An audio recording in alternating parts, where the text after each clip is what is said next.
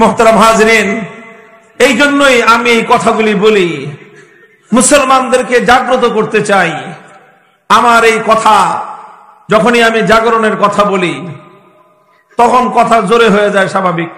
এটা না আস্তে আস্তে বলতেছিলাম, পরে এক সময় এসে নিজেও পারি না। কারণ ভাই এই কথা যা মানুষ যদি ঘুমায় থাকে, ঘুমন্ত মানুষকে যদি আপনি জাগাইতে চান তো পিনপিনে কতক্ষণ করবেন কন্ত? উঠেই না, ওট ওট ওট তিনবার খাওয়ানোর পরে আপনি পারবেন আর গলার সাউন্ড আস্তে রাখতে?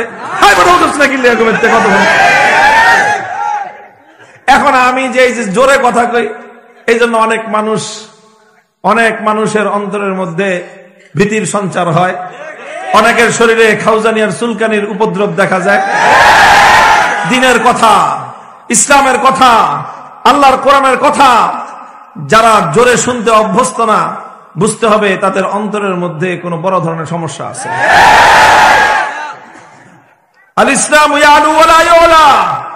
আমি তো বলি, আসমান এবং জমিনের মধ্যে যদি কারো কথা জোরে উচ্চারিত হয়, আল্লাহর কথাই জোরে উচ্চারিত হবে। কারো নাম যদি বড়ত্বের সঙ্গে ঘোষণা হয়, একমাত্র নাম, যে নাম বড়ত্বের সঙ্গে ঘোষণা হবে, সেই নাম হলো আল্লাহু আকবার।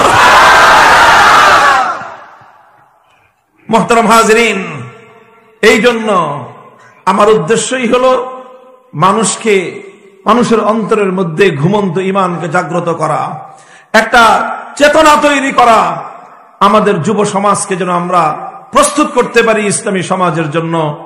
এই যুব সমাজ যদি জাগ্রত হয় তো বাংলাদেশ তো প্রমাণ করে দিয়েছে, বাংলাদেশের যুবকরা, আমরা শুনতাম বাংলাদেশ নাকি রোল মডেল, শুনছেন না?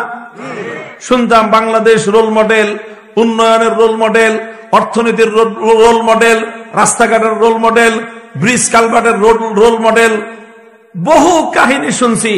আসলে আমাদের বাংলাদেশের যুবকরা আজ গোটা, বিশেষ করে দক্ষিণ পূর্ব এশিয়া প্রত্যেকটা দেশের যুবকদের জন্য বিপ্লবের রোল মডেল।